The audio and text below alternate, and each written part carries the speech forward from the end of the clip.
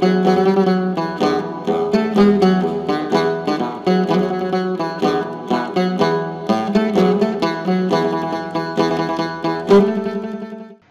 evening from Phnom Penh, and welcome to episode 22 of the Cambodia VR Project podcast. It was a really full day today, and I'm a little bit stoked. We'll see if I can get the story out at some reasonable baud rate here and make it interesting, and also organize my own thoughts on it as I go, because it's not like I got a plan in mind that I'm going to talk about here. As any listeners, prior listeners to podcasts know, the story here is the story of a project. This is not Tom's personal journal. I am, by the way, Tom Nickel. I maybe didn't introduce myself appropriately there at the beginning. I'll also say that today is Wednesday. I believe it would be Wednesday looks like Wednesday the 13th of March here in Phnom Penh. And so what this journal is not about is my personal story, although it inevitably gets kind of mixed in as we go along. What it is about is this sort of informal project that I have been, I guess, on about for a year now. This is my third extended stay in Phnom Penh in the last year. And the project involves helping a prominent arts organization here in Cambodia, named Cambodian Living Arts, to extend their reach, to be able to touch more people by using new media technologies, and in particular virtual reality, and I guess what I consider to be the gateway to virtual reality, 360 videos. They all go together. They both go together, in my opinion. I came here for the first time only about a year ago, specifically with my new 360 video camera, to kind of start learning about it and experimenting with it here in Cambodia, where I came with my friend Al Morgan, who had a long and deep history working in Cambodia and doing just really fantastic work, helping the country rebound, come back to life after the terrible genocide civil war of the late 1970s, and then the years of Vietnamese occupation subsequent to that. Al was part of restoring the culture, so much based in performing arts and music, the instrumentation, the dance, that is just a huge part of the Khmer people, and it was substantially taken away. In the terrible years, artists were singled out because any kind of brutal dictator who wants total control kind of intuitively understands that art is inherently subversive. Art teaches people and groups of people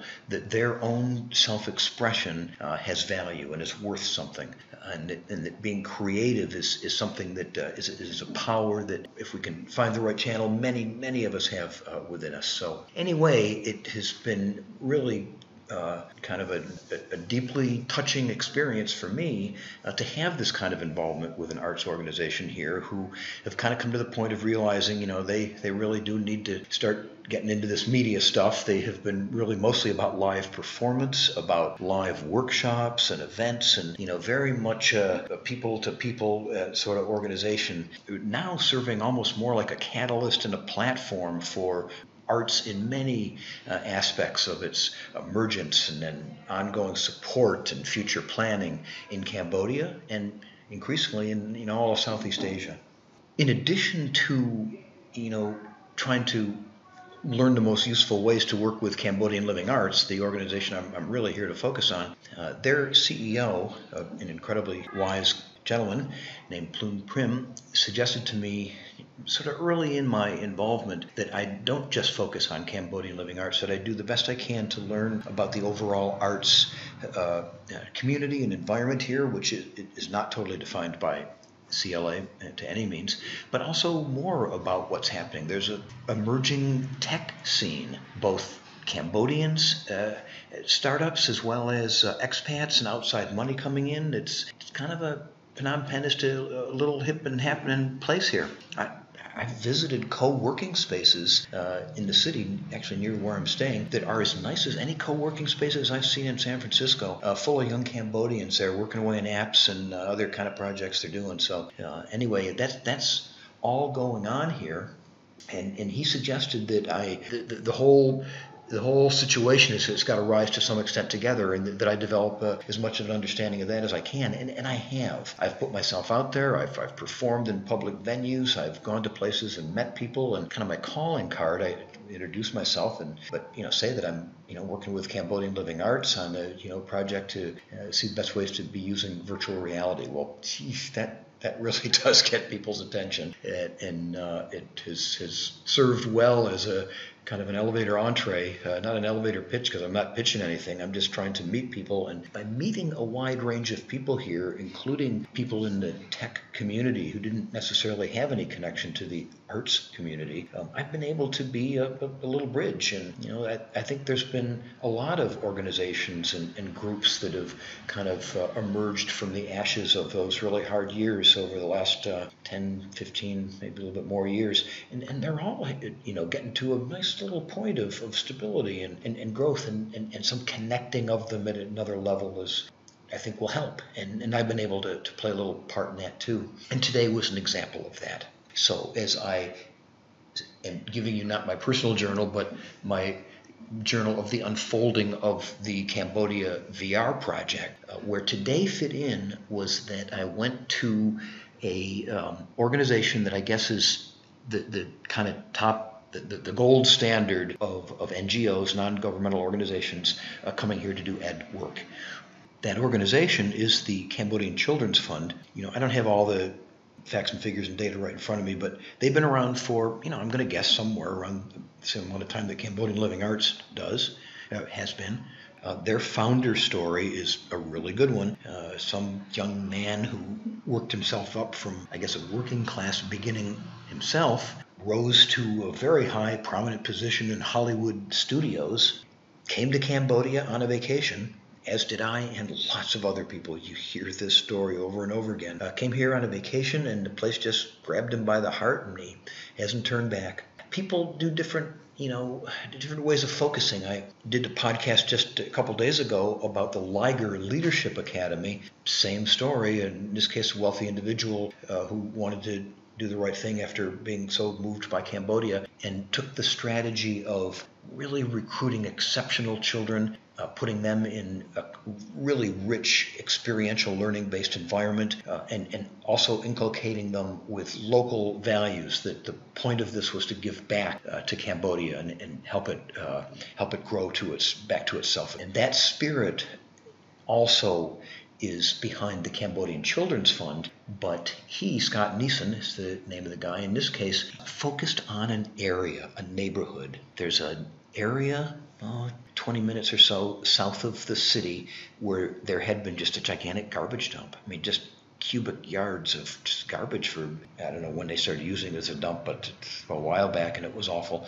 And a community of who knows how you count these things, 50, 100,000 people, made their living picking that garbage. So that's, the way it is in any big city, and particularly in any big Asian and I suppose African city as well. And he saw this area, the whole kind of garbage dump area, and then the shacks and shanty towns around it where the people who made their living off of that garbage lived. There's a name of it. I don't know.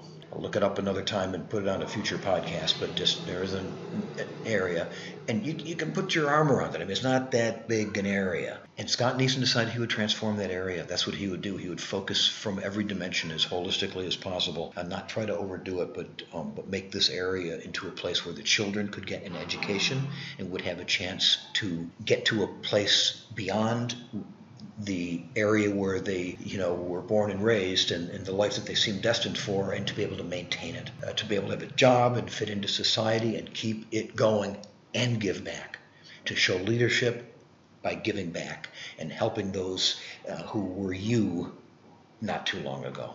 There's about 2,000 kids in the various levels of their schools now, and I think there's what they consider to be their main school and then 5 satellite schools. Again, all within a square mile. Not a big, huge area.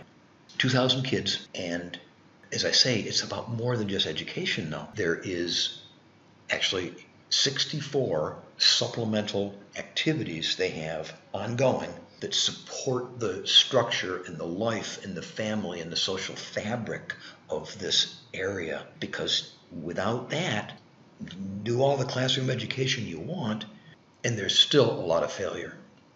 So these 64 additional program areas involve health services and the ability to come in every evening and get a free dinner, water available to take away, plenty more things really designed to keep families together, including that they are building a series of nicer kind of modular homes for families within a specific area of the neighborhood. And it takes a level of achievement for the kids at school to bring a family to be able to then apply for one of these homes. But now there's hundreds of families living in kind of, decent little homes that have been built, again, all as part of the Cambodian Children's Fund, all as part of trying to strengthen, the overall structure and focus in a disciplined and serious way on the educational component too. And when I say disciplined and serious, they are using curricula that have been developed in Cambridge and in Singapore and translated into Khmer. They have done fundraising, and here's the Scott Neeson is a double threat as a visionary and just humanitarian in the first of the highest order and highest magnitude. He can use his Hollywood connections and his own personal wealth, but more importantly, his Hollywood connections to raise lots of money to build capital projects like homes and schools and buildings, and also then the ongoing maintenance for it. So that's part of what Scott Neeson is, to have this kind of idea for a holistic situation that he has envisioned is another part of it. A third part of Scott is that this is where he lives. He is thoroughly immersed in it, and every single evening takes, I believe, several walks through the neighborhood every evening. And he knows the families, the people, the children that have then grown up in the 15 or so years that he's been here now. He is a person of the people. He listens to people and they talk to him when he goes walking on his tours. That's why he takes these evening tours. So unlike any other situation I've ever heard of or could imagine, the way that this education program and overall support structure works is really from a leader at the top taking his instructions, his marching orders, his sense of what the real priorities are, absolutely from the bottom, because of the way, the type of person this guy is able to do it. So that's all pretty extraordinary in my terms. And why was I lucky enough to even be able to go out there? Well, I was having dinner the other night with my friend who I met through Cambodian Living Arts, Susan Hagedorn, who is the, I think, associate or assistant dean at a really important Buddhist university here in town. And we have dinner a couple times when I visit, and it's just fun talking to her. And she knows a lot of people here and is very well thought of. And as we were just sitting there having a nice dinner, Scott Neeson walked by and saw Susan, and they're real friends. And in fact, Susan has done work and helped out Scott in Cambodian Children's Fund and is continuing to do so. And so I was kind of vetted by being there with her and introduced myself and once again said, oh yes, I'm here working with Cambodian Living Arts on a virtual reality project. And he said, we need to talk. Please contact my assistant, Mickey. As we were leaving the restaurant that night, Scott was there at a table full of people, and Nikki, excuse me, not Mickey, Nikki was one of them, and he just got up, we did our quick talk, and made the appointment for this morning, right then. I got there late for the appointment. It was just a real test of, I don't like to be late. I was born 10 weeks premature, okay? I've had a lifetime habit of being early, but my tuk-tuk driver got lost, and it was, I have to take the blame. I had a sense when we left. I know this guy. I've used him before. He's a nice guy, but he knows what he knows, and this was taking him out of it. He's never been to that part of town before, and I could tell that he was a little uncertain. Oh, but he, said, hey, you really can get me there? Well, he wanted the money, so oh yeah, I'll get you there. Yeah, there's a smarter tuk-tuk driver who was there too. His name is Him, believe it or not. Who's on first? Him. No, who? Him. And I should have switched to him right there, but I didn't. And this guy got lost big time. and I was majorly late. But I apologized. I lost my cool, not in terrible, ways, but I got angry. And but again, we got there miraculously. I don't know how we did it, but we got there. I was an hour late. So, it wasn't the greatest, but my whole, it's not like I was there as a potential wealthy donor. It's not, I felt in a way I was there under false pretenses because, one of the really top guys there then ended up spending an hour and a half kind of showing me around and just, dumping a huge load of background and model and information on me, which I'm good at taking in. I loved it.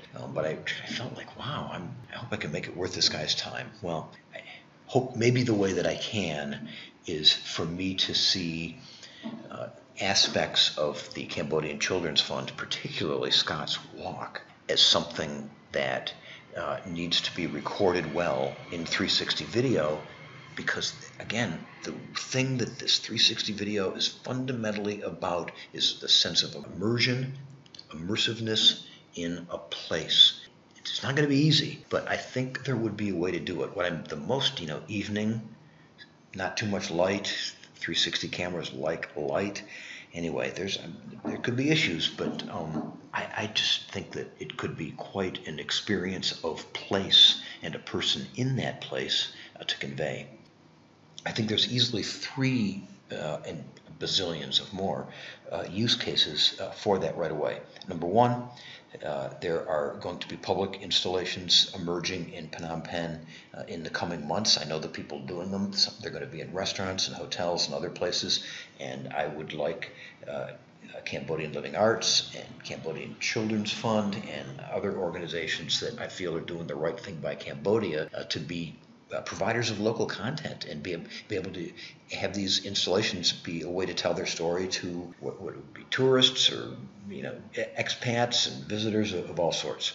Beyond that, many of these organizations, Cambodian Living Arts and others, do fundraising in kind of small live events, maybe a group of 25 potential donors in somebody's living room or at a small event venue. Well, it's been fairly well demonstrated that bringing a virtual reality experience of place and story to events like that and sharing them with these potential donors, just the sense of presence that they all feel has been said to be empathy, and that the VR is an empathy machine used in this way. So I don't think it's quite that simple, but I think there is some real truth in that statement.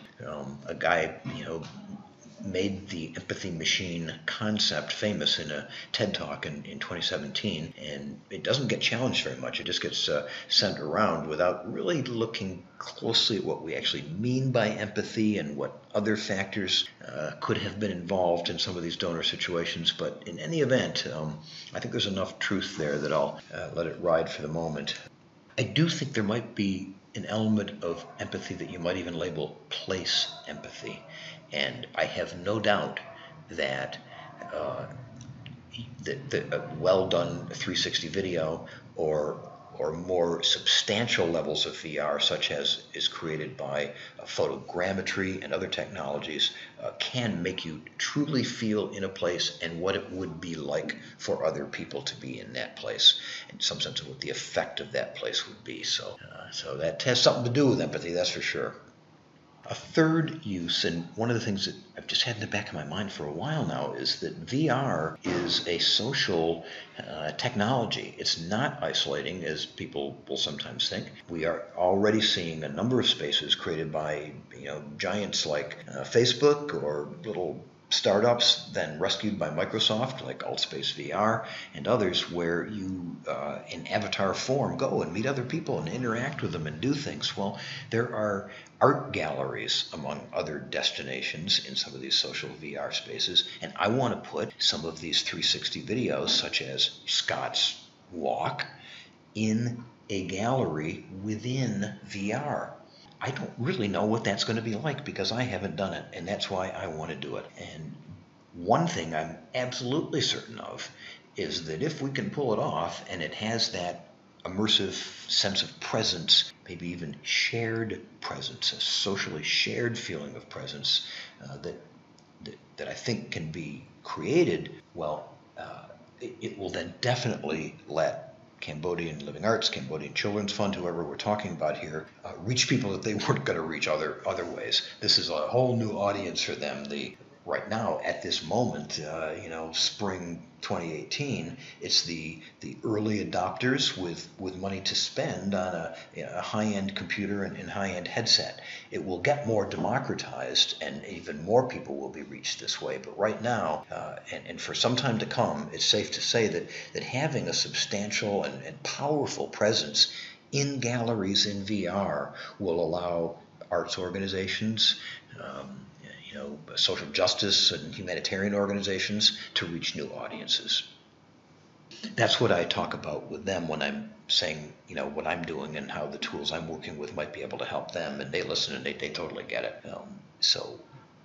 I have inroads to all of those levels that I talked about, from fundraising to kiosks to galleries and social VR spaces and more. Don't get me going right now about MOOCs and use of shared VR spaces for collaboration in that educational world. So hold that thought. But that's what I'm hoping, that's how I'm seeing Cambodian Children's Fund, how it might contribute to some of the broader goals I'm working toward, and how what I'm working toward might be able to then help them. I've been talking for 25 minutes, and that is not all. I got back and I was pretty fried.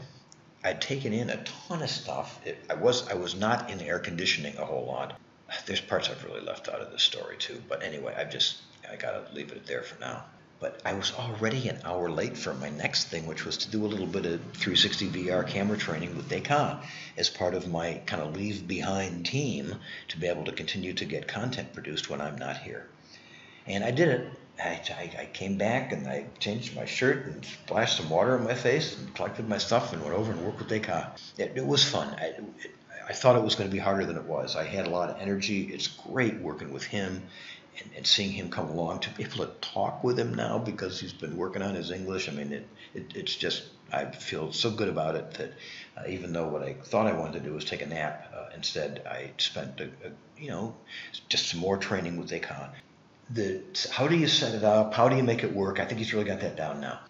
Until we go out and work together and try to cover something, kind of the nuances and the details and the real world compromises about camera placement and the lighting and all those things, I haven't been able to touch that with him yet. Svai might, has some feel for that. I'm still just learning. But at least we've got Descartes at first base. Then I came back and took a little rest. But that's not quite all. I got together for dinner tonight at one of my favorite little restaurants, Mokmoni.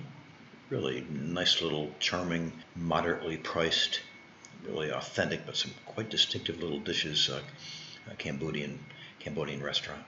I was then joined by Eric, my uber intelligent young friend who is up to his elbows in product design and development, focusing on AI.